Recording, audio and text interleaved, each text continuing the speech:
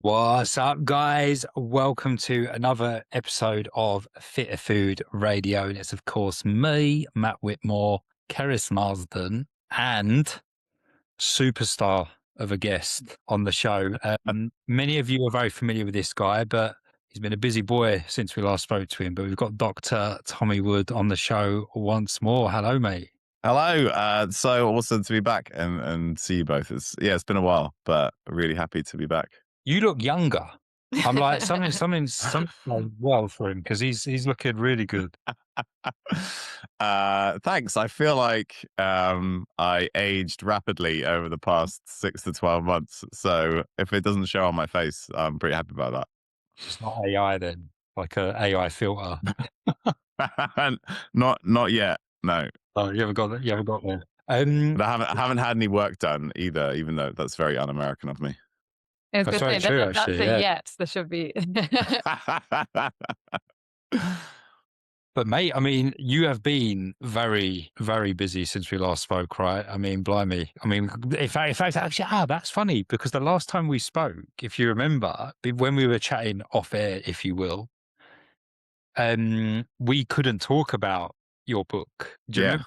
It was all hush hush. Yeah. And now, it's out there in the world. How does it Yeah, feel? that's it. Yeah, it feels good. It feels great. It was a ton of work to write it and then to sell it or promote it. That was the hardest bit, is going out there and asking people to buy something.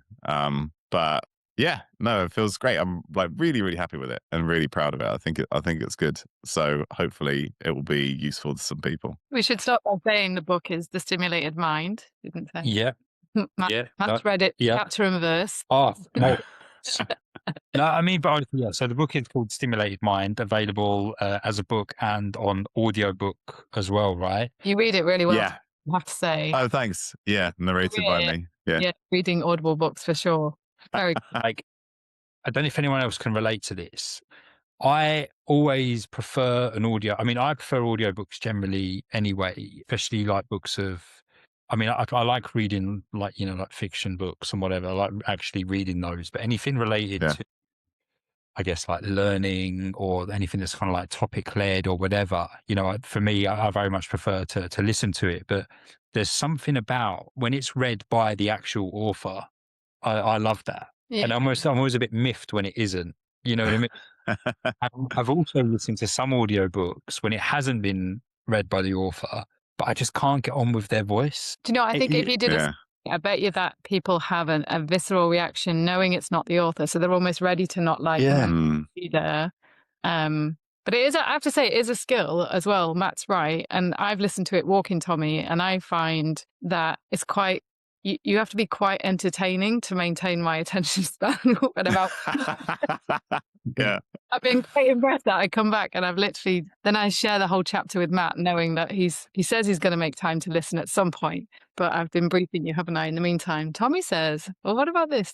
But the studies that you've picked as well are really interesting studies, and the way you describe it is really interesting. So if people are slightly put off by science generally, there's a way that you tell it like a story that's, again, it's a skill, basically. Thanks. That's obviously what I've tried to do for a long time now. So I'm really glad that comes across.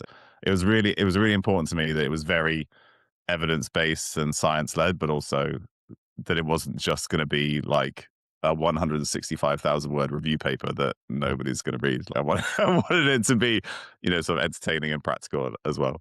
How long did it take you to do the audio version of it? About twice as long as it ended up being. So I think the final book is like 16 and a half hours, and it took me somewhere around 35 hours of just like sat in a chair reading it. And so I've got the PDF in front of me. I'm just sort of like scrolling through it and reading it. And this is in like a proper recording studio here in Seattle. And so like next door, there's an audio engineer like in the next room. And then there's a director on the line.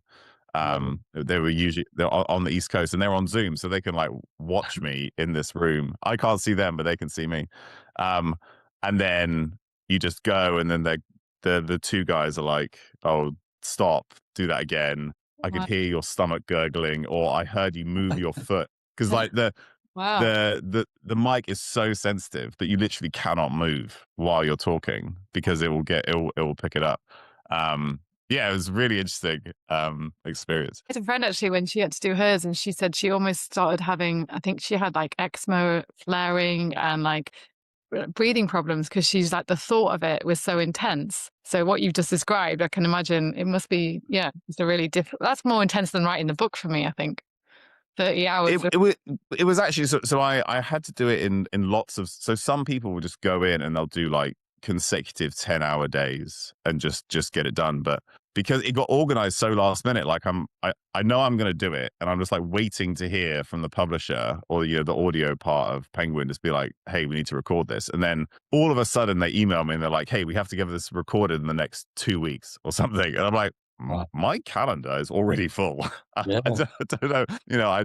I'm not just here waiting to do this. So I had to go in like multiple like 4-hour chunks. And so then it was never that daunting. And the audio guys are really good at sort of matching up the levels and all those kinds of things. But plus, like, I'm used to just going on podcasts and talking for 3 hours, so it didn't actually feel that different, other than I'm talking to nobody, rather than having a conversation with someone. We were actually going to ask you, like, just seeing your schedule, we've seen you on all the different podcasts and on social media. Because you did the chapter on stress, actually, I thought was brilliant. And it's something that we've been talking to so many clients about now because of, actually, they don't tend to have an information problem. If anything, what we're tending to do for people is simplify and kind of sift things out and help them find what is helpful for them. That comes to nutrition, exercise, what's going to be the most effective thing, but stress, because many of them are finding, kind of career plus parenting plus technology is really affecting, like, it's affecting all of us, but for some, it's almost like it's never ending. So we wondered if you kind of share, like, how on earth did you fit in your full-time work and the schedule of marketing that you've just done, the travel, everything, and it looks like you still maintained, looking at you, anti-aging, you still maintain some degree of care for your health. Yeah, I did manage that. I actually competed in a strongman competition like 3 weeks after the book came out, so I had to like keep my training up a little bit, just so I could do that. Like, I'm not gonna lie, it was completely unsustainable, and it was incredibly hard, and it wasn't just hard for me; it was hard for Elizabeth as well, because when I'm not at home, then she can't do a full day down at work because of the dogs. So like sometimes she's like commuting back and forth twice a day, or having to completely reorganize her schedule. And she's now chair of her department, so now she's overseeing like a big academic unit and has staff, and as well as her own lab and students. So it was like 4 months of, it was really hard for both of us, and like neither of us slept as well, and obviously it's much harder to stay on top of nutrition and training, all those other kinds of things. It was very much we knew it was going to be hard, but there was a defined stop, and it got much better after the book came out. So it was really sort of like the 4 months leading up to the book, but then it's just a case of creating whatever anchor points you can, making sure that whenever I was at home, I'd get as much sleep as I could, get in some training, just so I can like have that as a consistent point. But yeah, it wasn't that fun. Like, it's great when you're like in the room with the person doing the podcast and having these conversations. They were all great, and I really appreciate that. But yeah, it was hard. But in a way, like, it's I thought that was a really good. I like what you said there, where you're like, when you said about like kind of anchor points, because I don't know how it me for not listening to the book, but she would obviously tell me a lot about it. I'm going to, by the way, just an FYI, is, and I wanted to raise something as to what, which Keris was like, you can't say that because Tommy with the answers in the book. So, so listen to the book. But he had a question for you about what to do if you've got so much on your mind that you can't actually read a book. And I was like, well, the answer's in the book. So You need to make time for Yeah, it. this won't be an episode where I show up and I'll be like, oh, well, you can just read my book and get the answer as well. But But the answer is in the book. That wasn't the question that I was going to lead with. What I was going to say is like, I actually really like the fact that you just said this was completely unsustainable. You know, it was full on, it was hard, it was taxing, not just for you, but for your household. Like, because I think this is something that we speak about a lot, like generally with people. It's like, it's not just like what you do, is it? It's the impact that it has on those around you, like partners, kids, like yeah, might be. But a lot of people that we work with, and I'm sure you experience this, mate, it's like much of what they do is completely unsustainable, yet they kind of keep going at it, keep pushing at it. And Keris would often like give me a nice little overview of the chapter or chapters that she's listened to, or sometimes she'll be listening to it and it's and I'm in the background, I can hear it. And there was something that you said where, and forgive me if I butcher it and I don't get it like word for word, but you said something like you know, things aren't perfect 90% of the time. So it's like, stop striving for this optimal, perfect scenario or thing. And I think mhm, I love that, because it's like, I think the irony is people are always chasing these ideal circumstances. And it's like, oh, well, when this is in place, then I'll be able to do this. Or when this happens, work will yeah, be can do that. And then next, you know, months have passed, then it turns into years and it's like, oh, hold on, like nothing has changed. So it's like, I think that's a really powerful thing. It's like, this was unsustainable, but you had a hard stop. You're like, it's until this yeah, point things will get easier. But for a lot of people, that doesn't happen. They Yeah, keep but slogging at it. You this know what I this mean? would be a great question for you, Tommy, because so this is our challenge with clients. We'll say this is unsustainable, and they will say, I need to earn a living and I have teenagers. None of this is there's no hard stop in the near future. mm, I would love you to share some of the things that you were talking about around stress, but you also talked a lot about arousal and stress and the impact that it has on our productivity, memory, and ability to focus. So I think that kind of um, response, something like, I have to pay the bills and I have to look after my kids, and maybe there's other things going on at the same time. Like, that's completely normal and reasonable. Like of course, people would think that, and that's what everybody's going through, and it would be unreasonable to expect that you can just suddenly change those things.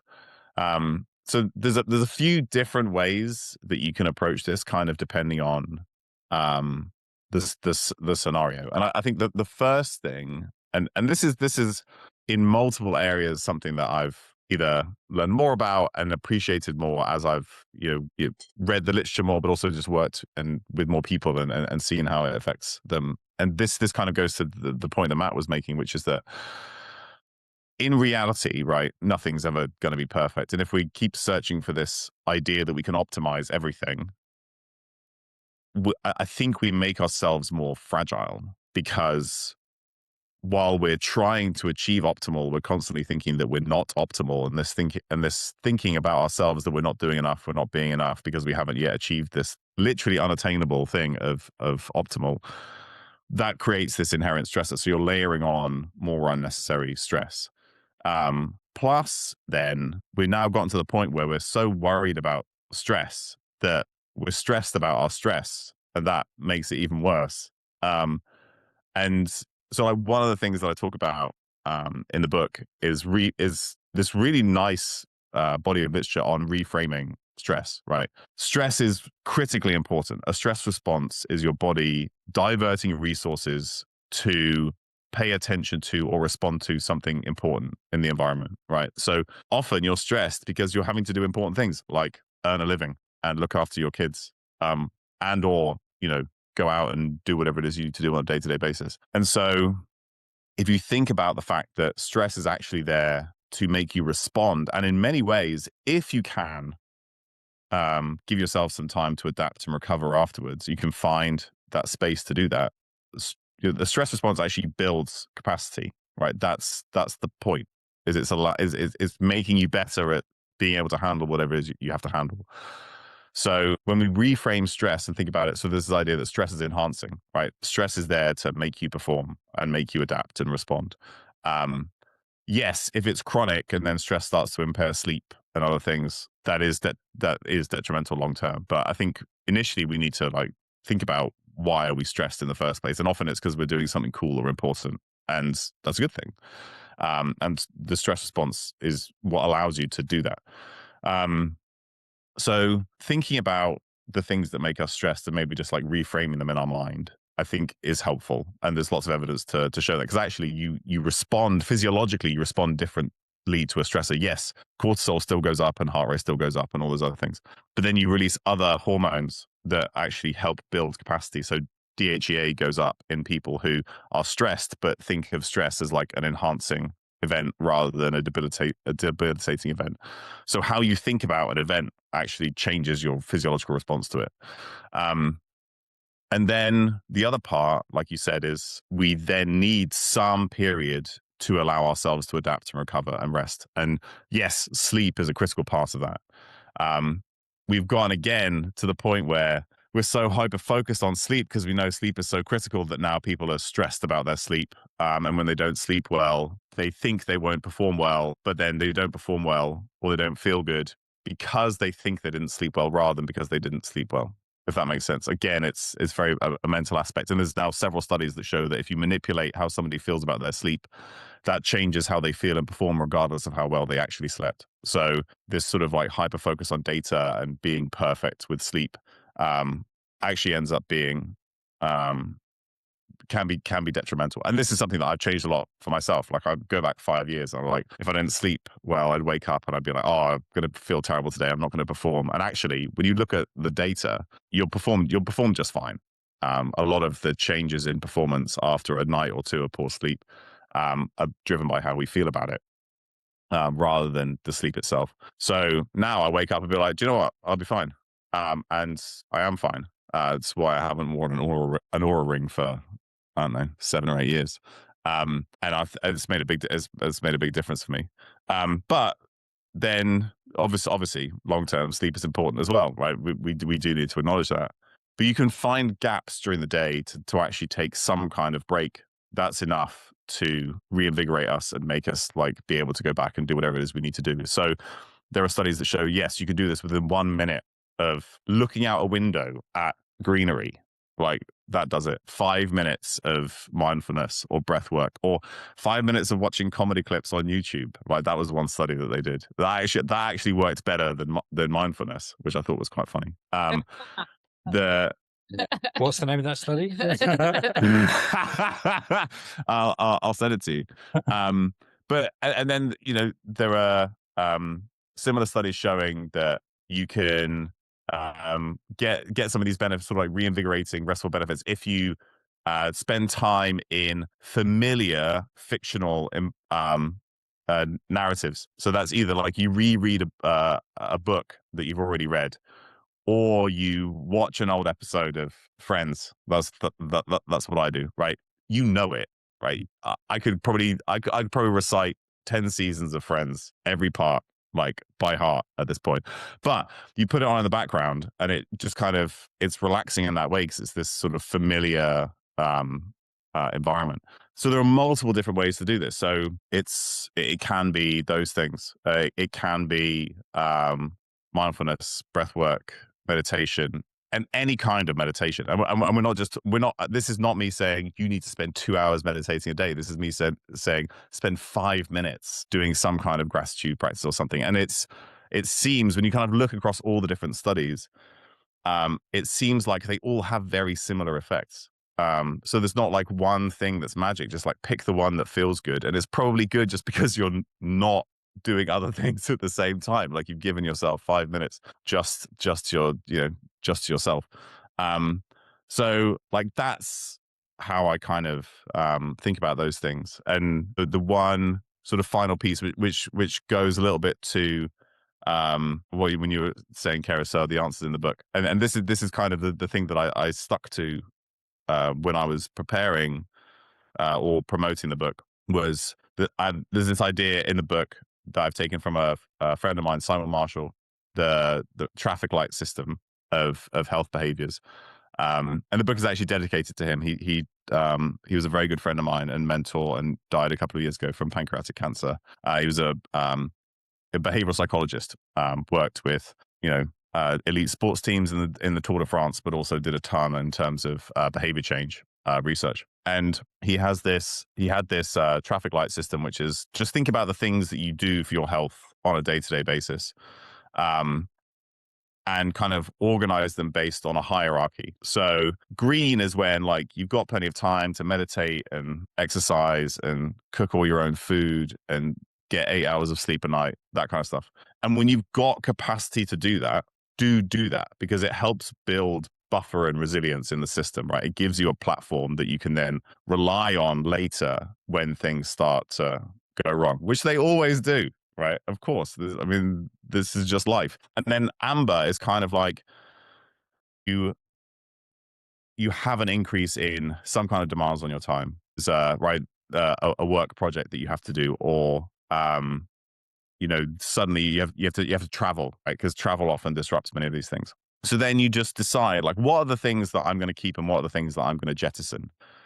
A lot of what happens when we get stressed, right? We layer on top additional stress because we're worried about we're not doing the things that we think we need to do for our health. And right, that just sort of makes everything worse. So if you have a plan, right? Well, I'm not going to worry about going to the gym for 2 hours, but I can do a 15-minute body weight session in my living room, right?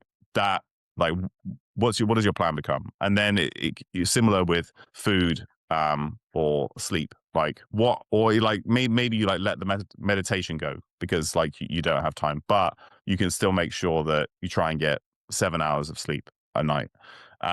So it's just about thinking about all these things and then deciding what can I just get rid of and not worry about it, right? And then keep some core behaviors. And then red is when somebody like a family member sick in the hospital, you're having to take on a huge amount of responsibilities. Hopefully the red periods are fairly short, but you basically have no additional time to kind of look after yourself. In that scenario, pick one thing that you can do every day just to kind of give you that anchor, which is what I was talking about earlier. So it could be, right, you don't worry about the nutrition and the exercise for now, but you just try and make sure you get as much sleep as you can, right? It could be that, right? That's the thing that I'm going to give myself. Or, if you can't sleep because you're traveling and you're jet lagged, and this happened to me a few times, you're just like, I can do a 10-minute exercise session in my hotel room, right? Just like give you this one thing to kind of anchor you every day and it makes you feel better in the moment. Plus, you're sort of like helping to keep some of these things going. And there's some nice evidence that you can get pretty good benefits from catch-up sleep, catch-up exercise, that kind of stuff. If you can only do it once a week, do it once a week, right? You're still getting benefits there. And this is where some of that, it has to be perfect every night idea is really holding us back, because we assume that if we don't do that much, we don't get any benefit, when that's not true. So that was an exceptionally long answer to your question, but you sort of just wound me up and let me go. But like that's kind of how I approach all those different aspects of thinking about stress and balancing all the different things that we either want to do or are trying to do. I was going to say, because Matt came up with a really similar thing. He does for our clients plan A, B, C. And the last couple of plans we've run, a lot of the women have almost been loath to go to B, but then spent most of the time on C, which is the equivalent of the red light. Kids falling ill, elderly parents needing them. And so actually we had to do a lot of work, kind of exactly as you've outlined in the book, explaining that your perception of the sleep deprivation, your perception of even, not hitting a protein target or not eating enough vegetables. And I think women, especially around perimenopause and menopause, have been vulnerable to so much health information that has actually scared them. And then obviously in your book, you focus on cognitive function and risk of dementia. And this is one of the things that kind of gets dangled often to sell them something, or, an ideal, a product, a formula, a thing they should be doing and buying into. And what we've been explaining, and then of course, because they're so stressed, they forget words. And then they're like, and clients will say to me, is this menopause? Is this brain fog? Or, dementia runs in my family. But often the person in the family that got dementia was in their late 80s, 90s.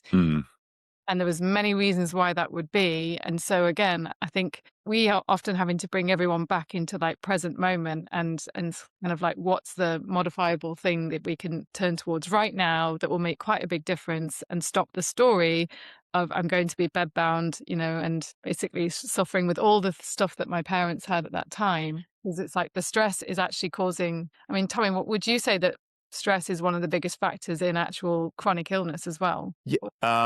Yes, and it's Healthy amounts of stress. yeah, and it's really that difference, right? Because the acute stress response is important, as I already kind of went through, but when it does start to get to the point where it's impacting, so I think sleep is the best example that people will kind of relate to. Like when you're so stressed or you're so busy that you don't have time for sleep, or it impacts your ability to sleep, right? You get insomnia, it takes longer to fall asleep at night because you're worrying about the things that are going on. Then yes, absolutely, that increases the risk of several chronic health conditions. And it's hard to quantify, right? Because actually it's really difficult to measure stress. Um, but the best evidence really relates to, if you look at the sort of published studies, they tend to talk about allostatic load, right? With, sort of like the sum total of all the things that you're having to deal with physiologically and psychologically. And allostatic load is then tied to changes in physical health that you can measure. So it looks a lot like metabolic syndrome. Blood sugar goes up, blood pressure goes up. People usually have often have body composition changes. Inflammation markers go up. Vitamin D markers tend to go down, and don't know whether that's sort of like cause or consequence, but you often see that people with high allostatic load also tend to smoke more, drink more. And so it's this kind of constellation of things that then tends to happen. And I think those are what we call like the mediators, right? So the stress changes your physiology. We can measure that, and then it's that sort of metabolic disease type picture, or some of the other behaviors that maybe you pick up because of the stress that then impact long-term health. But once you're talking about elements of metabolic disease plus smoking and drinking and high inflammation, then heart disease, dementia, many cancers, right? You can sort of tick them all off because they're all associated with increases in those diseases. When you said about the sleep thing, because I'm with you on the sleep. Like, obviously, I would much prefer to have a good night's sleep. Yeah. I understand that, it doesn't always go that way. But I always say to myself in the morning, if I've had a bad night and I feel pretty groggy, I'm like, I'm going to be fine. My body's capable. You know what I mean? Like, and I'll just make some adaptations throughout the day. And coincidentally, and I don't know if there is a study on this or what maybe the psychology behind it may be, but I've potentially had some of my best training sessions when, on paper, I've been in a sleep deprived, non-optimal state. I'm thinking, like, part of me is that subconsciously I've removed any expectation from myself, so therefore I've performed better. Is there something to be said for maybe heightened cortisol and adrenaline, maybe A bit higher. that fuels the workout? Sometimes I come away and I don't manage that. Yeah. I absolutely killed it today, even though do you know what I mean? Yeah. Even though the odds were against me. But when you were talking, Tommy, I was thinking back to, that was more of a statement than unless there is a study, by the way. What you say, Tommy, is the accommodation of the two. Would you? So yeah, definitely. And this is there's some old data that are really really interesting, where some significant chunk, I can't remember the number, some significant chunk of athletic world records were set right before somebody got really sick. So like when you're in the process of starting to respond to an illness, right, those things that you mentioned, Matt, right, increased cortisol, and cortisol like diverts starts to mobilize energy that you can use for whatever your athletic pursuit is. You increase sympathetic activation, which is important, in terms of performing for many different things. So actually, when you're activating this stress response that we call, some version of the stress response, which is what we call being sick, right? Because your body is what we feel is the body's response to the infection or whatever it is that we have, right? And that seems to actually be ergogenic, right? It improves performance. And so that's partly what you're saying. Plus, I like the decreasing expectation. You're like, I'm just going to get it done today. And then actually you're like, oh yeah, I feel pretty good because you have no sort of preset expectation of how you're going to perform, and like how we think we feel or how we think we're going to perform then ultimately influences how we perform. And so where I think this is important for most people is that if you're using wearable data, and I'm obviously going to dump on wearables a lot today, inadvertently, but when you have a wearable that says, hey, your recovery score is X, or like your sleep score is X, and it's bad, it's really important to remember that if those things are usually based on like the amount you've slept, HRV, things like that. Your HRV tells you nothing about how you're going to perform. What it tells you about is the physiological cost of a future performance, right? So if your HRV is low, then a given performance is going to cost you more physiologically. It's going to be harder to respond. It's going to be harder to recover from it, right? Because you've sort of your body is more drained overall. But it actually doesn't impact your performance. So the problem that we've gotten into now is that people are avoiding doing difficult things like physically challenging things because their wearable told them, hey, today's not your day to train or to perform, when actually those things aren't correlated in that way. When you look at all the data that we have on things like HRV and other physiological data that you can measure, they are very poor predictors of performance. Actually, the best way to the best predictor of performance is how you feel.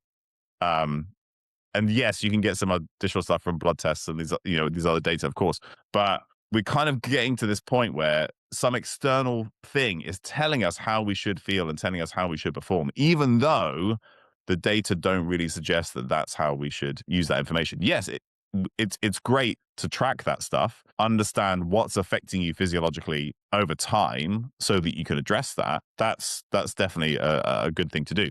But if you're waking up in the morning and being like, oh, well, I shouldn't do this because I didn't sleep, or I shouldn't do this because my HRV is low, like we don't actually have good evidence for that. And we're kind of letting some external factor affect our performance when it doesn't need to. I think with all these things, like a degree of competency in, even when you consume any health information now, there needs to be like a context and a degree of competency. Because just as you were talking about wearables, I would say we've got two different types of clients. Matt always laughs that we have a certain group of clients who love CrossFit, and they also love kind of going out and like a late night afterwards, drinking, eating all the food, and then they'll just see the score the next day in CrossFit anyway. Yeah.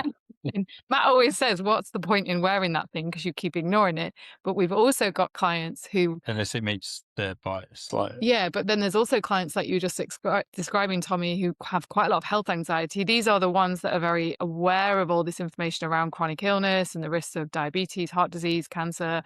And they will see that score and they will feel anxiety. And you actually did make a reference to links with neuroticism and dementia. And think of how many people now have health anxiety, and these wearables are feeding into that. And then we've also got Dr. Google. We've also got like so many different Reddit forums and Facebook groups about, various different kind of symptoms and things to look up. And then even I'm noticing now online, and even just amongst my like friends, they come to me and they're like, yeah, I'm getting my active B12 tested and I'm going to get my thyroid antibodies. I'm like, where are you learning this? And they're like, oh, ChatGPT. So it's like they're like becoming like not far off, like semi-professional nutritionists or just health coaches with technology, wearables, and all of the kind of AI information. And it worries me because I guess you've always got, like Matt said, identify your personal bias in this situation. So if you're more health anxiety, you probably want less information and more kind of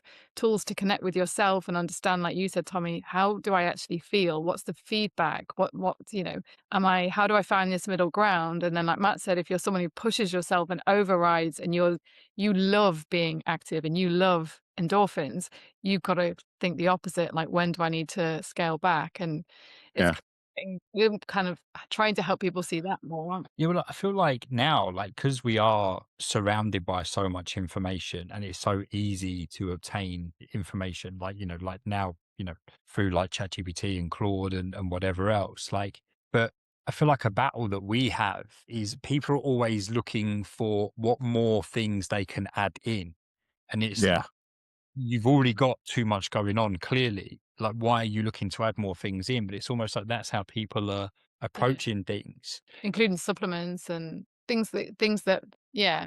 Whereas a break, like you were saying, Tommy, sorry, so you listed some such simple things, closing your eyes and doing a reframe and classical Mm. music, such simple things. It's just for, I think, for a lot of people, because it's so simple and so basic, it can't be effective. And so it's nice that you highlight exactly the opposite. Yeah, this is kind of why I wrote the book, to be honest, because I've spent so much time in these different worlds, like the biohacking, the elite performance, the doing all the stuff in the lab, so like being deep in the research and seeing all these different like trends where people think like this is going to be the next big thing, which almost never pans out. And one of the reasons why I didn't write a book previously is because there's this idea that like you write a book and then all of a sudden it's out of date like 3 months later because the science has moved on. Whereas after whatever is 20 years in neuroscience and these various other fields, you see that like there are these same core things that have a massive impact on our like how we feel and perform on a day-to-day basis, but also in terms of our long-term disease risk. That I felt confident that if you actually show people that this stuff is important, and the big issue is often, oh, like that's too easy, that's too simple, like I know that, or I know that already, right?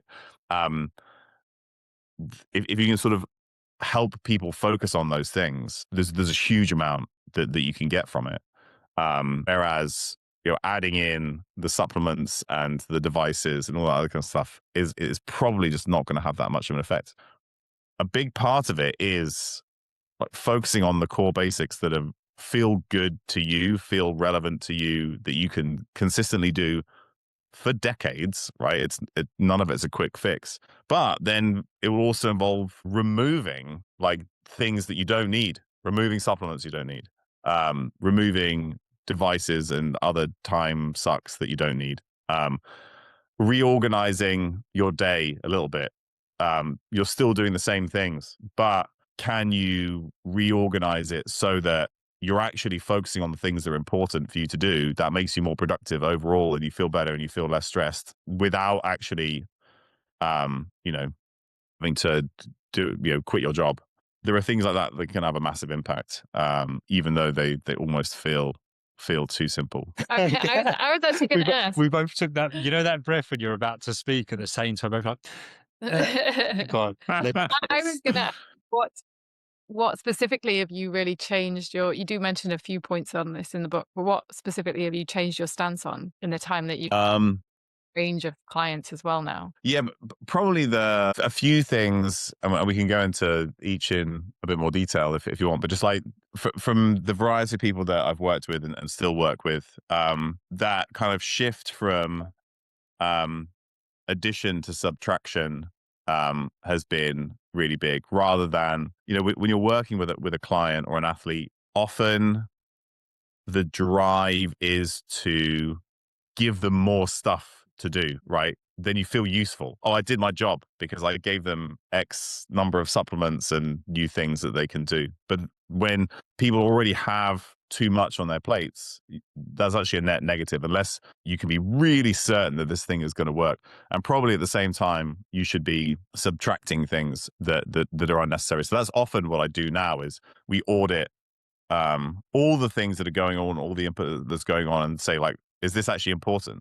And that could be information, it could be supplements, it could be different training, whatever. And sort of in the same vein,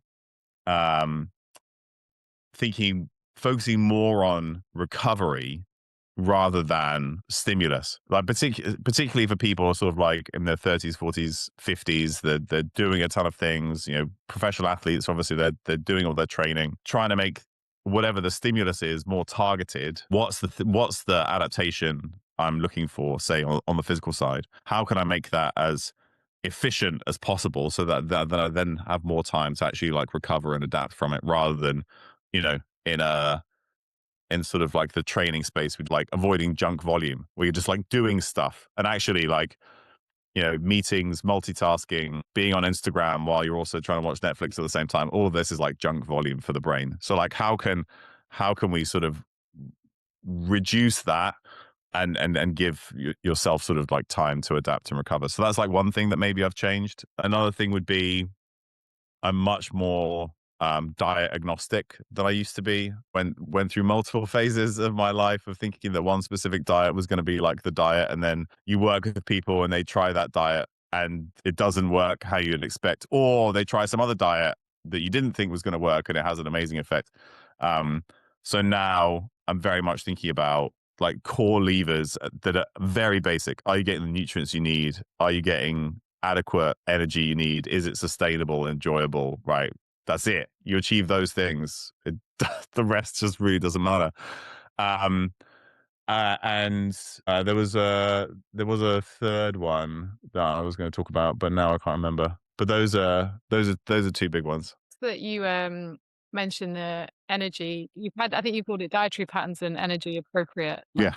Because that again is something that we had to revisit with people. And what was really interesting is there's quite a bit of resistance because, and I think some of this is kind of linked into the body positivity, where people are like, I don't want to go back to thinking about calories and the energy value of food. But then Mhm. I think some people, there's a misunderstanding of, you know, the energy value of like healthy food, olive oil. So for just recently, we've almost actually started to help people just focus easy ways, like simple ways without having to necessarily track, but understand, because many people come to us saying, is it a thyroid problem? Is it linked to, is it menopause? Is it perimenopause? And 9 times out of 10, isn't it? It's just not the energy is not appropriate for the amount of it. Mm. And then similarly, everyone's overthinking the exercise piece. Well, I haven't got time to go to the gym 5 times a week. And you're like, because you don't need to. So then Yeah. we're like, start with walking. And when that becomes like second nature, and a couple of strength training sessions, don't we? And then some people never need to go beyond that. Like it's, Yeah. but I think for a lot of people, because of again, social media is quite a big factor in this. Is that so many ideals or so many standards have been presented. People feel I can't meet that, and so I won't do any of it, and then don't necessarily realize that as they're aging, the need is greater than ever. You know, our bodies are changing each decade. So But I feel like, I mean, Tommy, it was funny because I've almost been trying to not make training references, but I've just been fighting the urge the whole time. And then you mentioned the well thing, because that's exactly what I was thinking. Because I feel like a lot of people have bought into this concept of just more is better, right? You know, Mm. the more I train, the more I push myself, the better result I'll get. And it's like we all know that that's not the case, and we've probably made that mistake ourselves and learned firsthand that it's not the case. And I feel like, you know, there's much of what we've spoken about and much of what's in the book about essentially, like you say, you know, what's in, what's out to create an element of balance and nurture your foundations a little bit better with whatever the hell's going on, right? But I feel that that in itself, doing less is where much of the battle comes, is, right? Because of how Mm. people wired. So it's, I guess, like this is a question, Tommy. It's like for you and, you know, the work you've done and everything that went into this book, like what's some like advice you would give people to, I guess, make peace with doing less, giving themselves permission, if you will, to be able to do less, knowing that actually it's more going to, effective. yeah, it's going to be much more effective for them. I think that the first thing that I talk about in several places um, is just adjusting or just thinking about how you think about yourself in the things that you do. Because there are several studies that show that in those who think they're not doing enough, that in itself has a negative impact on their health. So there are a couple of studies in like in the US using the NHANES data set. And right, you can't do a randomized controlled trial where you change how people think about themselves. Actually there are you can do that in the short term, but not in the long term. And what you see is that people who thought they exercised less than other people like them, um, after you adjust for how much exercise they actually do and There are a whole bunch of socioeconomic and physical health factors. Those who think they're doing less than other people like them have a higher risk of mortality and actually lower cognitive function. And you see this consistently across multiple studies. And I think what's happening is that people who think they're not doing enough, then that thought is negatively impacting their physiology and their health. And what that does is it decreases the benefit they get from the things that they are actually doing, right? If that makes sense. So the first step is to just celebrate the things that you are doing, right? And then you can get benefit out of the things that you are doing. So that's the most important place to start, is actually realize, like, the people who are listening to this podcast, probably the people who even would like feel motivated enough to like buy my book and read some of it, you're already so far ahead of what the average person is maybe doing who is like isn't engaged in any of this stuff, right? You're already eating better, you're already moving more, you're already sleeping better, you already have better relationships, as long as your sort of like hyper focus on your health hasn't impacted your relationships, which it can do. It's happened to me in the past. And so the first step is to acknowledge all the great things that you are doing, because then you can actually get benefit from those things. And once Right to you, point out one part where they don't feel there's something else, though, is the driver is them not feeling enough. So behind that yes, doing enough, it's because they don't feel like they are enough. So it's this constant chasing a state of being a better person or a better. 100%. Like whenever we sort of get, and there's a little bit of this kind of stuff in the book, but like the most important thing. So actually, I was on another podcast, and they asked me like one of the hosts was kind of talking about like this, and they were like how do I address like this specific thought process? And like the answer is therapy.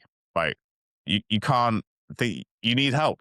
Like, and that's what, there are professionals for that, and I thoroughly recommend that people avail themselves of that if they need it, because that's critically important. If you start, like, so much of this can be driven by not thinking that you are enough, and then you start chasing the feeling of trying to feel like you're enough because of all the things that you're doing.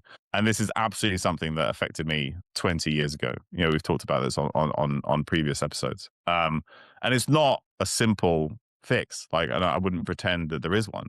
But if that's the driver, first of all, if there's you have access to professional help, that may well be something that's really important. But the other part, I think that the first thing that you can do, you know, if possible, is start to just acknowledge the stuff that you're doing. Maybe you can't yet feel like, yes, I'm doing all of these amazing things for my body and I can celebrate that, right? But you could just start by thinking about, I am doing these things, right? Compared to doing nothing, which is what most people do. Like, what are the things that I'm doing? Can I just acknowledge that I'm actually doing some stuff that's pretty good? Even if it's not whatever ideal I've set for myself.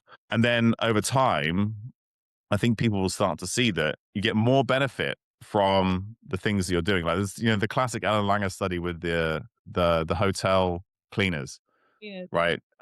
Where you tell half of them that, do you know what? You do a ton of exercise on a day-to-day basis because of your job. And all of a sudden, a whole bunch of health metrics improve because they're acknowledging the fact that they are doing exercise that they didn't think that they were doing, right? And so I think that that's a good starting point. And I'm sure like Matt has experienced this just like I have, that I train much less than I did 15, 20 years ago. I am much fitter and much stronger than I was back then, despite the fact that I'm now in my 40s. Because I'm targeted in my training. What's the adaptation I'm looking for? And I give myself, then I have more time to recover and look after myself and sleep and these other things. And I acknowledge that actually, do you know what? I'm doing a pretty good job, even if it's not perfect every day. But like, it's simple, but it's not easy. Of course, so have to acknowledge that. I guess it's also looking when we're trying to find, like we're just saying, like a sense of safety in something as well. And so often what we will find, we'll ask clients questions when they're hyper focusing on their nutrition or they're hyper focusing on exercise or even like not getting dementia. And it's almost like underneath it all is a lack of safety generally. And so it's almost all aspects of your life. But also for me, mindfulness practices started to help me feel safe even in stressful situations. And so I know you mentioned this. So it's like Mm. actually, and things like body scans. And so my kind of recent experience with illness was like, oh, I can't do anything. I can't change. I can't exercise. Can't do the things I love. But I can do meditation. I can do body scans. I can sit in nature. And so gradually it was like you can find a sense of safety. And then you realize that sometimes that anxiety was a nice distraction or something to preoccupy you from actually a bigger thing that you were, Yeah. aware of. So, Yeah, and I think like to take it back to training, like I know that like my balance is off. Like I can acknowledge that right now. And something I keep saying to myself is like, if only I could apply the same principles to the other stuff that I do my training, I'd probably oh yeah, I wonder where you're going with that. I was actually, his training is perfect. It's the rest of him that's a shit show. yeah, So- shambles, absolute shambles. But to give like I didn't think it was that bad. Like to give like a prime example, like because a big battle I have with most of my clients, and I talk about this a lot, it's probably the opposite of what a lot of people would think. Like going back to what you said, Tommy, like my big struggle is getting my clients to do less. Mm. Going, just wait until you see the results you get from doing less, and then you'll believe me. Because they're very much, "No, no, no, more intensity, Yeah. And one of my clients, like he's an intensity junkie, right? And he was like, "Oh, I just feel like I'm training so regular, but I don't really feel like I'm getting any stronger." And I'm like, "Okay, well, let's go through this. Let's do a bit of an audit. So where you're doing squats for 3 to 5 reps here, are you sticking to the rest periods?" No, no, I like, I do about half that because I'm like, just feel ready to go. And I'm like, okay, there we go. There lies the problem. You're doing that classic thing of like, oh, less rest is better because that means I'm working Mm. hard.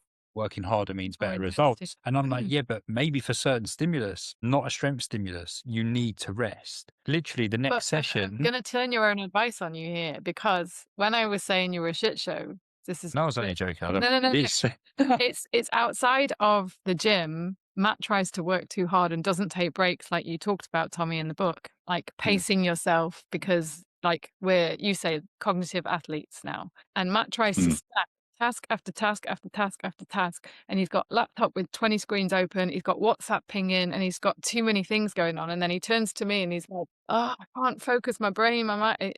This is when I've said, you're so good at the gym at following that kind of pacing, resting, recovery, applying to how you work Yeah, so no, that you no. don't get massively overwhelmed and distracted No, you're right. and then you can't sleep. So this is the cycle that we're in. No, and you are right. And it is something I'm working on, which I was And actually I say do a body scan, and all I can hear is snoring in the next room just, because yeah, he's just completely out of I it. just fall asleep. But Sorry, I cut you off. no, no, no, but you are absolutely right, and I am working on it. I promise you, it's getting better bit by bit. But so I used that bit of advice there, like with the client, and literally the very next week he took longer, and already he was like he could see the numbers starting to jump and things started to click. But even with my own training, even though I might have a prescribed rest period for whatever I'm doing, but you mentioned right back at the beginning, Tommy, well, not the beginning, but earlier, about just going by how you feel. Mm. And something that I always say to my clients is like, forget what I've said in the workout. If you feel you need another minute or two to go again, take another minute or two. Like you don't have to follow the plan to the letter because that could be the difference between your next set being a really good set or a really shit set that you. But they can always add rest, but they can't take it away, right? Because for Yeah, that other guy, you were like, even though you feel ready, take more rest. So like yeah, add, yeah. only never reduce. 100%. And because I do it all the time, like I'll exert myself and I'm like, wow, okay, that exerted me a lot more than I expected. I need longer. I can feel it. And for But me, you've it's been training a lot longer than most people as well, so there's experience there. no, for sure, But for sure. But again, it's amazing how many people will ignore that experience yeah, yeah, because again of that wiring of yeah. more, harder work, more intensity Well, equals a better result. I was also going to say though, Tommy, can we sell a little bit this idea of like boredom and monotasking? Because I know you've actually done a bit on how important it is to be bored. And I think one of the biggest complaints we have from clients at the moment is I think I have attention spread disorder, attention deficit disorder. I think it's brain fog. I think it's long COVID. I think it's menopause. And then they'll often turn to like is it Wordle and those kind of games to help. And I know there's a place for them. But I just wanted for you to sell boredom and monotask it a bit more, like just being a market checkout, you're not firing up your phone. Yeah. So, like anybody who's really interested in this, I highly recommend a book called Attention Span by Gloria Mark.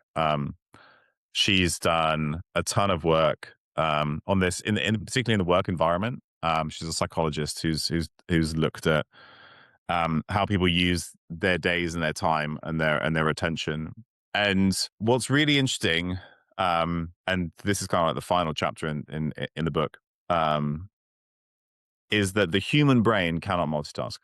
And anybody who says that the human brain can, is wrong. Is that And I'll women? so no, and so I will give additional context after my controversial statement. By multitask, I mean you cannot do more than one thing that requires your full focus and attention, and do it well, and as well as you could do it if you were only paying attention to just that task, if that makes sense. There is, anytime we do two things at the same time, there is a multitasking cost. Yes, you could be doing two things at the same time, but you're not doing them as well as they would have been done if you were doing them one at a time, right? And several studies show that. So another part of this is, one thing that humans are really good at is what I've called parallel processing, which is doing multiple complex tasks together that become like one big task. You're not actually multitasking, you're doing like one bigger thing that's kind of directed in the same direction. So the best example that I have is like singing and playing guitar at the same time. You are not multitasking. You have created one complex, bigger task that is both things at the same time, because they're directed in the same at the same thing. They're not completely disparate. Unlike, playing guitar and driving a car at the same time, right? You can't. That's not a skill you're going to be able to kind of wrangle in that way. And what you see from some of the literature on people who regularly multitask, and this is like, they do this. There's this measure called the multimedia multitasking index, which is basically like, are you on Instagram while you're watching TV? Right, that's like the best example. Or are you on Teams and WhatsApp while you're doing emails and Zoom? Right, which is like the classic modern work environment. And what you see is that people who multitask regularly have less of a multitasking cost when they're multitasking. So you can train yourself to get better at multitasking. But the problem is it also increases distractibility, because your brain is getting used to having to attend to multiple things at the same time. So you end up being less good at filtering out distractions and actually focusing on one thing at a time. So if you want to get better at focusing and actually doing something, the best way to practice that is to spend time doing that, because you can train your brain in the other way as well. And there's a nice study from Wendy Suzuki's lab where people did 13 minutes of mindfulness a day, and their attention got better, because when you're doing body scans and breath work, you're just focusing on one thing, right? And so you can train yourself to just focus on one thing. But the first thing you have to do is not do multiple things at the same time all the time. And that is really critical when we then think about the modern work environment and all the things that we're trying to do. So when you're constantly multitasking, stress is higher. This comes from Gloria Mark's work. Errors are higher. And you're less productive overall, even though you're doing multiple things at the same time. And so when we're thinking about the stress that we get from work, this is what's happening. We're trying to do multiple things at the same time. We're not doing any of them well, and we're stressed because we're not getting everything done. Yeah. And so the simplest way to get around that is to dedicate time. Like, everybody has a time during the day when they feel their best, right? We all have some circadian rhythm to our attention and focus. Set aside time at that time to just do one thing that you need to do that day, right? Just focus on one piece of deep work. It could be like 20 minutes to like get this piece of work done, right? And then schedule time for where like schedule time for where you're going to do emails, or you're going to do multitasking or whatever. Like you're going to do the WhatsApps and the messages, all that kind of stuff. You have to do it. Don't get me wrong. I'm not saying that you should just ignore these messages, right? We know it's important. Schedule a time to do that, and then schedule a time to not do that. And what you'll find, what most people will find, is actually you feel better, you're more productive, and you still get everything done. And you have some energy left over at the end of the day. This didn't quite get to your question about like Wordle and Sudoku and stuff. But when you look at the framework again in Gloria Mark's book, she has this framework of how we use our brains based on how stimulated we are. Sorry, how focused we are and how challenged we feel. The type of using our brains that really builds capacity and function requires high challenge and high focus. But that's hard work. It's like sprints and heavy squats in the gym. You can only focus on one thing at a time. It's hard work, and then you need to rest and recover afterwards. Things like Sudoku, crosswords, that kind of stuff. Even sometime like scrolling on social media. This is what she calls rote attention. So it requires focus, but you're not challenged, right? So that kind of stuff can actually be a good mental break, right? You don't need to give up on it, but don't think that it's the kind of thing that's really building capacity, because that is hard work. And that's important. But if you do hard work, then you need to build in rest and recovery periods afterwards. Also, what might be helpful here, Tommy, is you also mention about so when you're stressed and you've got kind of, obviously the mind can get more distracted, more reactive, and you mentioned procrastination a little bit in the book. I think it'd be just really helpful to share where you're talking about the tasks, because this is something I think that Matt does, and I've definitely seen other people do this avoidant procrastination where you don't want to do the task. So you're actually firing up WhatsApp and multitasking on purpose because you don't want to do the main task, which is either really boring or just painfully boring. I call it productive procrastination. Yeah. So it's like you being productive, but just you're not actually doing the thing. And then everything piles up, and then people just can't take it. Do you know what I mean? Then they almost go into a bit of a meltdown. But that's almost like I don't know, it's worsened with stress. So there's kind of a bit of a vicious cycle going on. So there's more avoidant procrastination when you're stressed, and then you're stressed about the amount you need to do. And then you're on that. There's multiple. There's like multiple theories about why we procrastinate, and probably multiple reasons why people procrastinate, and it's different for different people. But I think one is that we've kind of gotten to the point where we need some level of urgency to get the task done, right? So like you put off the task until like there's just no other option until you can do it, right? So there's like some level of arousal or stress is required to like get the energy to do the task. So that's some people. Actually, this can be relatively easy to fix. You find something else to increase arousal in the moment that then actually gives you some carryover to getting into the task, because we know that motivation follows action rather than vice versa. So like this is where if there's something you need to do but you just don't like really fit into it, like a 5-minute workout, cold water, bright light, loud music, right? This increases arousal, and it's actually going to increase your ability to focus and pay attention to the tasks that you need to do. So you can almost like hack your way into it a little bit if you want to, because it's I think that those people who rely on the stress to get the job done, you can actually just manipulate your arousal in the moment, and that will improve your ability to do it. But for other people, it may be that, right, if you're not sleeping enough, which could be a downstream effect of everything builds up and then you can't deal with it and then it affects your stress, then you're more likely to have sort of like mind wandering or other kind of thought processes that impair your ability to like really focus. So rebalancing as much as you can, or like starting, right, maybe you for like one night or 2 nights you can put some focus on sleep, you have a little bit of additional capacity and you can actually start to kind of get on top of things. I think that building a calendar several weeks out is where I would often go to. Like it's often very hard to change our daily schedule and our work like tomorrow, because tomorrow's already set. But like in 2 months' time, you could put in a plan in place that you could get some benefit from by changing the structure of things. And then there's like some interesting thoughts from like people like Cal Newport, where he had this idea that procrastination is like your brain telling you that it thinks you're wasting your time. Um, Basically. So like there's this subconscious part of you which is like, well, don't do that piece of work because because it's not even worth doing in the first place. Like you've committed to something that isn't really in alignment with your values and goals. So like that's going to be some other subset of people. And that's less well researched, but I think it is an interesting idea that if you're procrastinating on stuff that you just either unconsciously or consciously feel like just isn't worth your time, that could be a reason why. Like this doesn't feel like a good fit for you, and so that's your brain trying to tell you that. But that's like some different combination of reasons why people can end up procrastinating. There you go. I'm gonna remember that.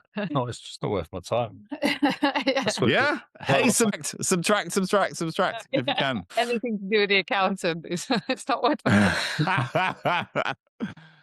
no, but I think it's yeah. I mean, procrastination is it's big, right? Well, that's why I was going to It's say, like I always say to you to take your laptop to the gym and probably get your shake and work in that hour after the gym when you have got endorphins. Oh yeah. Yeah. That's your hardest frog with the greatest amount of No, energy and endorphins in your system. there is something to be said for that, because that probably would be my prime time, because I'm very, I'm stimulated, I'm up, but then normally come home, make my food, and then I eat, and then, you know what I mean? And then in a way, I found myself, especially recently, because my workload's probably been a bit higher than normal, is like I've then found myself getting more stressed because I almost feel behind. Yeah. You know what I mean? Whereas actually, like you said, if I was like, okay, finish your workout, do like half an hour solid of whatever, tick off a few essential bits, Yeah. then go have your feed and, And you rest. and Yeah. whatever else. Yeah.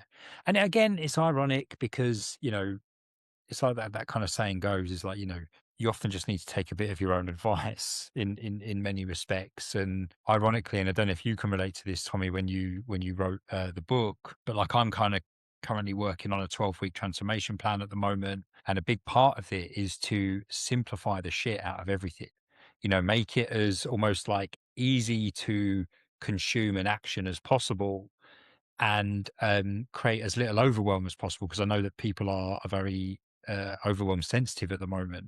But ironically, when I was trying to create this, I was overwhelming myself. I was giving myself too much to do. It was Yeah. completely unrealistic. I mean, it wasn't even, certainly wasn't sustainable. And I think it always comes back to that, like getting your head around doing fewer things better, and actually in the long run achieving more.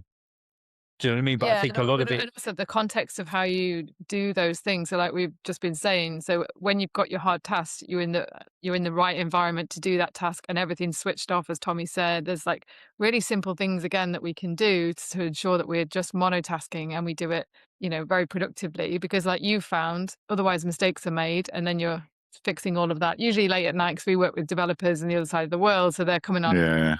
We've got clients who work, jobs in America, so they're having a similar thing, yeah. and then working late, and then mistakes are made the next day. So then you're kind of chasing your tail with the whole thing. But I suppose, like in a way, like if you writing the book, Tommy, would be a great example, right? Because I can only imagine how difficult it was writing a book of this nature, whilst of course having a job, having a relationship, preparing for a strongman competition. Like there's a lot going on, all things that you want to give your best to, right? So, going back to what you mentioned earlier about like having these anchor points, like are you able to give a bit of an insight into How are you still married? yeah, what that looked like? So I think the thing that I did and that I had to do, and this was, again, having the defined projects with a defined deadline meant that the book got done, because it wouldn't have been if it was like, oh yeah, I'm going to write a book someday, and that kind of thing would never happen. But what I did quite aggressively is I got rid of stuff that I couldn't do. So like there were some things that I had to keep going, right? So I have to be able to get into the lab enough and support my staff to do the projects that we're funded to do. And but I have a big team that's kind of doing the day-to-day work, but I had to be present enough to kind of respond to the stuff they need and go in for some of our experiments and that kind of stuff. Then obviously had to occasionally, see my wife and those kinds of things. And so we built in some time to do that, like less than we'd like, but there was some of that. Everything else essentially got cut during like while I was writing the book. And I'd spent probably 2 decades building up a fair amount of goodwill amongst my colleagues and acquaintances, right? I'm usually very responsive, very accessible. I try and be very supportive and interactive. And I I just stopped doing that. And I told people why, but like, I'm not going to do this. I can't come to these meetings. I can't work on this paper. I can't do this. I have to write the book. And people understand. If you sort of like lay things out and you're very reasonable, like nobody gets mad at that. So that was probably the and then you know there were things that were fixed, especially when I was at home, right? So there's my gym session every afternoon, and then after that, I cook dinner. That's my kind of that gives me a natural break point in the day, and that allows me to actually switch off at night. Those are probably the main things. But like as we kind of alluded to several times, the reason the book got done is because I aggressively removed things from my schedule and my calendar. Otherwise, it wouldn't have done, or I would have aged even more than I did, whilst trying to juggle that, or would have ended up divorced, which certainly, these things happen for that reason. I really like that you, and I know you've said this in the book as well, just how a conversation sometimes can have such a massive impact on your health overall, but definitely your cognitive health. And I've had a few clients recently who were not speaking out at work about their workload, and once they'd had a conversation, part of it was kind of going underneath and looking at the fear of the judgment and walking towards that. And actually, it ended up being something that kind of help them to understand in future, I just need to communicate better. Like you end up trying to take everything on. But there was another, I'm conscious of time, but there's another question I get asked a lot. Someone actually asked us to ask this to you as well, Tommy, which was about medications and cognitive. So if people are taking medications which they have to. So some are on tricyclic antidepressants. There's also antihistamines, and there's now some. I think it's not as solid the evidence on antacids, so proton pump inhibitors, long term, and they again are becoming quite fearful of that. And so, yeah, I just wonder if you had any thoughts on that. Obviously, it probably means the things that you advise in the book that everyone should buy are more important. Yeah, so this is super important, and there is a section on the book on medications for this reason, and I think I mentioned all the ones that you mentioned. So, there is some evidence that the antihistamines that cross the blood-brain barrier, so these are the ones that make you feel drowsy. They can have an anticholinergic effect, which seems to be chronic use seems to be associated with an increased risk of dementia. Those that don't have a drowsy effect don't have that relationship. So where this has been looked at the most is actually where people are using things like, in the US we call it Benadryl. So antihistamines like diphenhydramine, which make you drowsy. If you're using that for sleep, that seems to be associated with increased risk of dementia. And then there's two parts of that. One is maybe the effect of the medication. Then also is like, well, what's causing the insomnia that you then need to medicate for? Right. And then that may be part of the signal of why people get an increased risk of dementia. But if you're able to switch to an antihistamine that has a non-drowsy effect, then I would certainly do that based on the evidence that we have. But equally, everything is sort of pros and cons. If like the alternative is significant symptoms that impair your quality of life in other ways, then it's a net benefit to take the medication 100%. So like you have to kind of think about the trade-offs. Same with tricyclic antidepressants. They do recommend reassessing those, particularly in older adults, and those who are already experiencing some cognitive decline. But like, if you have a psychiatrist or an old age psychiatrist, and you're in that kind of group, they should be doing that already. But equally, if your mood is stable and you feel good on that kind of antidepressant, and then that allows you to sleep better, engage with other health behaviors, that is absolutely a net positive, right? again, that kind of balance is important. And then finally, so for the proton pump inhibitors, antacids, we know that there are certain nutrients that require stomach acid in order to be best absorbed. B12 is a good example. There isn't actually, like, I did look at the evidence on these kinds of things, proton pump inhibitors and antacids and things, and dementia risk, and like the evidence isn't that strong.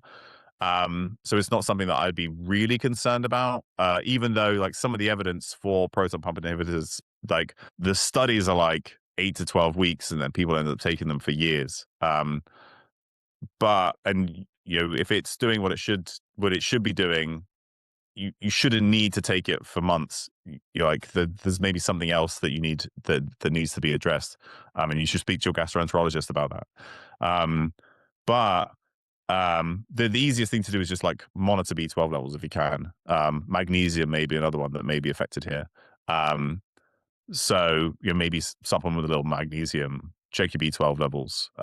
That's how I'd approach that. But again, if the alternative is significant indigestion or esophageal ulcers that have the risk of turning into esophageal cancer, right? That's kind of the progression of that disease. Like there is a massive net positive from taking the proton pump inhibitors, right?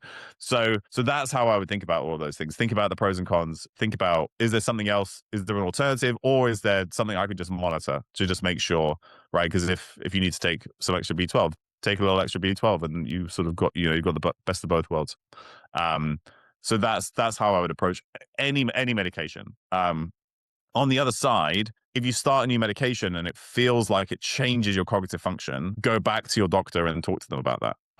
It's relatively rare, but not, it's not unheard of for a variety of different medications, right? Cognitive symptoms are often symptoms associated with certain medications. Rare, but not unheard of. So if you experience any cognitive changes when starting a new medication, again, you need to go and speak to your doctor about alternatives. Also, I guess just to emphasize as well, just I have family members who take these medications. And one thing I say is like your need to exercise and eat well is just really, really important alongside. So some of them use the medication and continue doing what they did before, which was like, diet, exercising. And whereas if they actually do those things, I'm sure the risk of any cognitive impairment generally obviously lowers, but definitely even with the medications if they're not going anywhere.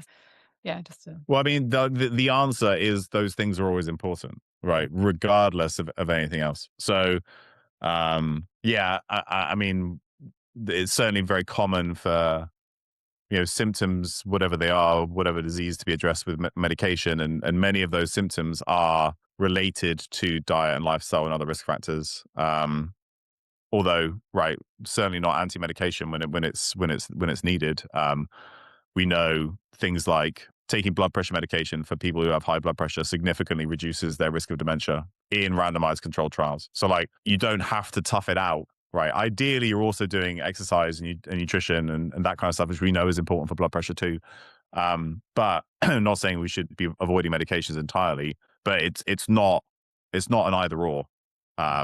It's build the foundation with whatever you can on the lifestyle front, and then use medications as needed to address any ongoing disease processes that may then affect long-term health. Mate, I love that, because it's like, I think sometimes, like you mentioned earlier about people worrying about not having a good night's sleep being more impactful than not having a good night's sleep itself. And we often talk about this, don't we, like with like symptoms and health, and it's this kind of like this worry about, if you're worrying about what the medication's doing to you long term and not looking at actually what the medication is doing for you kind of right now. Yeah, like there's that an opportunity that it creates almost. yeah, like reframe. it kind of, yeah, and it's that reframe. It's like, right, okay, let me look at a different from a different perspective type thing. And because you had it recently, didn't you, with your if you want to talk about it, I'll just come up. That's a whole other podcast. I got very bad COVID. They gave me ketotifen as like an antihistamine, and it made a trip because I got all the gastritis, esophagitis, everything. It just went into full allergy response. But what was really interesting is there's loads of medications. The list just goes on and on and on. And there was quite a few. So I was like looking, does it cross the blood-brain barrier? What are the effects? And the doctor I worked with said, for 2 months, you just might be able to eat vegetables again rather than just chicken. And I was like, boiled chicken? And I've been able to add it and everything again. And then she said, what we'll do is titrate it out and hopefully I can have and other stuff. So I'm kind of using an integrated approach, but also lots of, like Matt said, I had to do lots of kind of just looking at my nervous system generally and how I was getting more anxious about the symptoms, when they were going to go away, what was going to happen next, what if I got COVID again. And so it's just given me, because I had to travel and stuff. So actually they've been, really, really helpful. But again, it's just that kind of integrated approach. I think everybody, I always question though, am I using a medication to probably push myself too hard at work or go back to this, or, so I am quite careful to check in. And I think it's just, there's a place for everything. But I'm conscious of your time, Tommy. I just wondered if you could finish by telling us like your top 5 things that you think most people would benefit from doing a little bit more of. Hamish is just making an appearance in terms of the cognitive health. Because I think the key thing is like, obviously the book's called The Stimulated Mind, right? And I think right now a lot of people are, myself included, probably overstimulated. And of course, like, undernourished. There are definitely things that people no doubt can do that will have a very positive impact on it.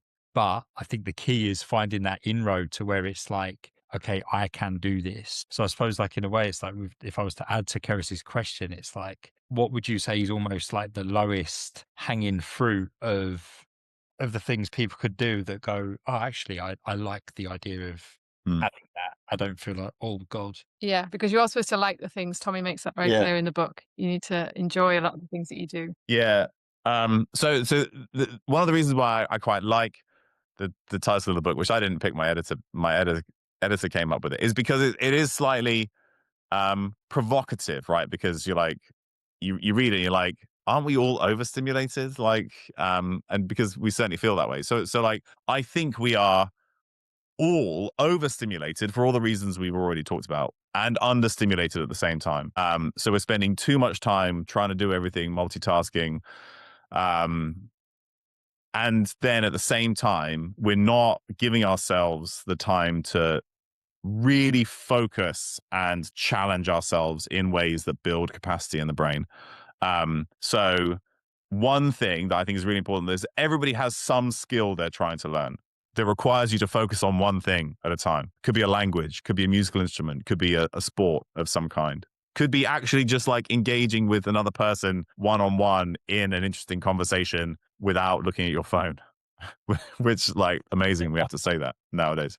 And like, that becomes critically important, especially as we get older and we retire, because we see that when we remove those stimuli that we get from work, the cognitive and the social connections that we get from our jobs, that's when cognitive decline starts to accelerate, because we're no longer stimulating our brains in the same way. So everybody should always set aside some time, be it 20 minutes, 2 or 3 times a week, to just like focus on one thing, build a skill of some kind. And like, that's the kind of stimulus that we need. But of course, in order to make up that time, you have to do the other stuff that we've already talked about. How can I restructure my day? How can I, get everything done so that I'm not constantly multitasking, but doing less with more time, right? Which is what a lot of us have ended up doing.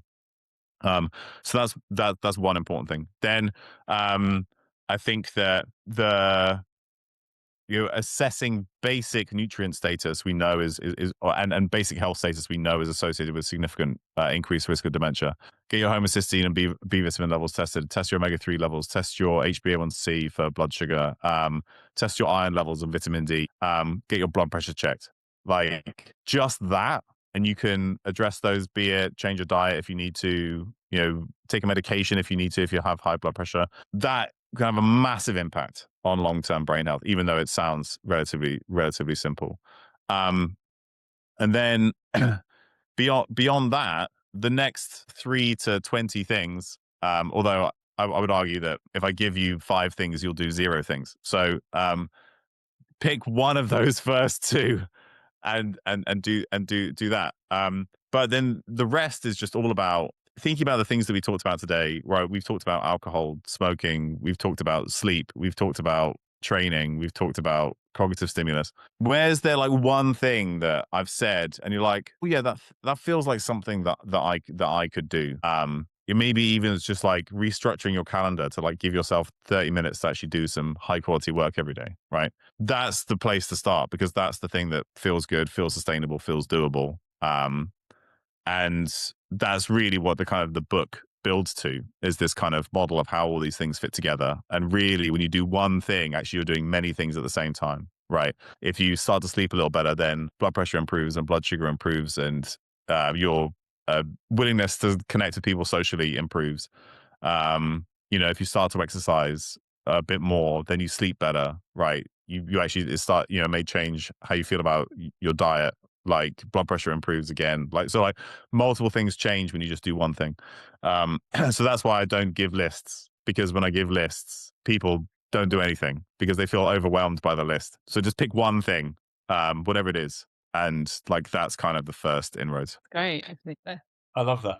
I will actually refer everyone to your exercise funnel as well, which is very helpful if they're kind of thinking about the exercise thing. That's a nice. They can read the book. They have to go and buy the book to get that advice. But and in that you say about getting consistent with one thing and then adding the next, and then Yeah. that way. It's funny. I'm laughing because I could just imagine people. People like they cherry pick, and it's like, oh, bloody brilliant! Now I've got to learn a new language and play the piano. All this, and it's like, no, don't go there just yet. You know what I mean? Like, because me personally, and this is very, very recent. Like, I've started to like just give myself a moment to go, just push pause for a few minutes. And where we live, I mean, Tommy, I don't know if you. Do you follow me on Instagram? Yeah. Yes. But you've probably Of like, course. you've probably not seen like my stories and stuff. Scrolling. But down by us, we've got this like beautiful stream that runs down. The amount of times that I'm just so distracted, even though I'm out in nature, even though on paper I'm doing the right things. I'm out in nature, walking Hamish, I'm by water, I'm not on my phone or whatever, but my brain is so elsewhere that it's almost like it doesn't matter, and ironically, I shared the other day, I just sat by, there's like a little stream and there's like, you can't really call it a waterfall, can you? Yeah, no. Yeah. It's like running water. It's like running, and I was sat there and I just like did a thing of like, pushing pause, blah blah blah. And someone replied, and they were like, "Yeah, but that's a lot easier to do when you live there." And I went back and I was like, "Yeah, in theory, yes, but if your brain's elsewhere, your brain's elsewhere." And I think that's a big part of it. It's like allowing yourself to not just tick a box, because I think sometimes people are like, "Oh, I do my meditation, I do my gratitude log and journaling and whatever." And it's like, yeah, doing and being present as you do, like, it's completely different. I think learning the mindfulness part of it is like tuning into the senses and then actually stepping back from the narrative that's still playing in the mind. That's definitely been really helpful for me. And just let that, some people say, put the narrative on a leaf and let it float down the stream, because it's just come back to like, oh, there's the water, there's the, or you can feel your breath or something. But it takes, like Tommy has just highlighted, it takes practice. So if you want biceps, you do your bicep curls. And if you want to be able to actually find some peace, it's regular intervals of stepping away and actually coming to some kind of mindful practice, which can just be a minute and 5 minutes. I think it's just that frequency that helps. But so guys, apologies about that. I mean, the battery died very, very suddenly. It gave me a notification and I thought we'd have a little window, but we didn't.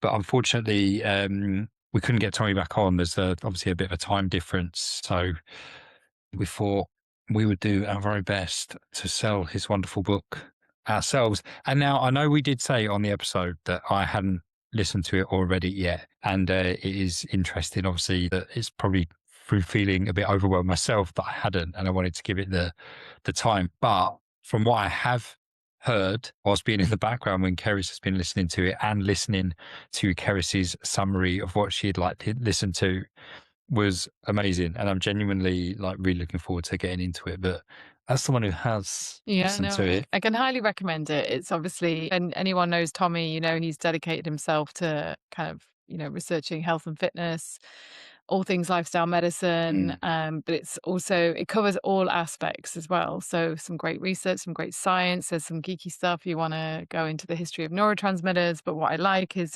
just some really simple, basic things and a massive emphasis on enjoying the things that you do when it comes to looking after your health and your future health as well. So again, removing the pressure and trying to think, take inspiration from the generations before us who didn't have this information and would naturally just find their way into like creativity, community.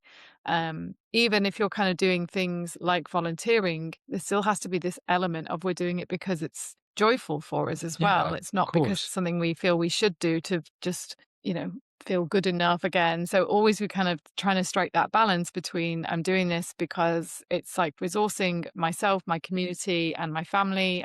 And at the end of the day, the story, as we said, through the whole podcast is always going to be probably the thing that's most detrimental to our health. So this is why, like I said, I'm a big fan of mindfulness and learning meditation and working with teachers that can help you separate from that narrative, understand how it formed, why it's there, why it's often trying to distract you, and getting back to like what's true for you. And this again has been a strong journey through me through illness. And I have to say, without illness, I'm not sure I would have stuck at it, with the dedication that I have. So I understand why it's harder for others, but I also wholeheartedly, kind of recommend, just as Tommy said, subtracting, doing less, trying to monotask, question everything, because often we're the ones deciding we have so much to do. We all have loads to do. Well, we think about it, like again, it's that wiring, isn't it? Like we put a lot of the pressure on ourselves and often unnecessary pressure. So it's like being able to step back and acknowledge that. But also as a society, culturally, we're under a lot of pressure, sure. Doing and achieving is given, and being extrovert and all these things is given a lot of validation and credibility. And so actually sometimes I've even started to question just, having a smaller life and being what most people perceive as boring, but in a way that's actually really nourishing for me, has been really important. And when it does come to my health and my own happiness, so going back to reading books and, kind of sitting out in your garden and, maybe looking at how you socialize, but do look at things like the hours that you dedicate to work and the story you're telling yourself about pensions and future finances and all this stuff, because we need to find balance everywhere, right? Yeah, but also stress-related illness is expensive. So we're going to end up working against ourselves. So, but I think to highlight, like this book is essentially like Tommy's life work, like thus far. Yeah. And you just know that there's just so much passion behind it. And something I want to make really, really clear is like we did not just get Tommy on the podcast to try and sell the book. Like we've wanted to get Tommy back on the podcast, and he's been on God knows how many times now, for a while. But obviously we knew he was a really busy dude because he was writing a book, and of course the book was amazing, which was not surprising to us at all. And of course we wanted to talk about it. So yeah, I'm genuinely, as soon as we finish here, I'm getting involved. A final point to make is, in terms of people in the health industry, one of our struggles has been sometimes just watching colleagues that we really trusted and respected sell out a little bit. And I understand why they do it, or get lost in their own bias. There's kind of two patterns that we've seen. They link up with the supplement company and just kind of go on the full sales stuff, or just because of their own health experience start to go down a bias around whatever it might be. And Tommy always stayed true to his kind of original mission, which was almost like this curiosity, this wanting to know the truth, and then realizing there's no single truth. But that's what really resonated with us too. Yeah. And it's something that's stayed with us. We've been here now for a couple of decades, and we always are just most passionate about helping people. And we evolve and we change our perspective and our stance, seeing what works in reality for a lot of people. So even though we learn some really complex stuff, we're like, it's pretty useless when we're actually on the shop floor trying to help someone. It's just like an ideal that's never going to happen, and it's not going to last. We're always very much a fan of Tommy's approach of like, let's take it back to basics. Let's try and find simple, free stuff. And let's also try and put ourselves first. And if that is a real struggle for you, again, this is kind of something that we're constantly having to help clients with, is that element of, just trying to make sure that you are on your to-do list in terms of looking after your health and yourself. And that does include having some joy, not something that we just constantly save for the weekend and try and force it really fast with a glass of wine because we should be having a good time by now. It's like we're here to be. We're not here just to do and for productivity and serving others all the time. So on that note, Life isn't just one big to-do list. although it can feel like it at times. Yeah. Speaking of which, I've got things to do. no, but I just what I was going to add actually, when you were saying about like what we love about Tommy, and very much like I feel like I'd like to think that it's apparent that we do this. It's like evolving in plain sight. It's like we've been on this journey, and along the way, like some things have changed. But interestingly, a lot of the foundational stuff, a lot of the really basic level day-to-day things have remained true, haven't they? But if anything, like we almost subconsciously move away from them, thinking that, like you said earlier, it couldn't be that simple. But oftentimes the simple things done consistently are what work the best. We just need to give it a chance to. Yeah. 100%. So on that note, thanks for listening, guys. Sorry for the technical glitch. Sorry to our podcast editor that's now got a bit of their work cut out. But I hope you enjoyed it. Go ahead, buy the book. Amazon, I'd imagine, would be the best place to get it if you want it on Audible as well, which is what I'm going to do. But we shall see you, lovely people, or speak to you in the next episode. Bye-bye. Bye.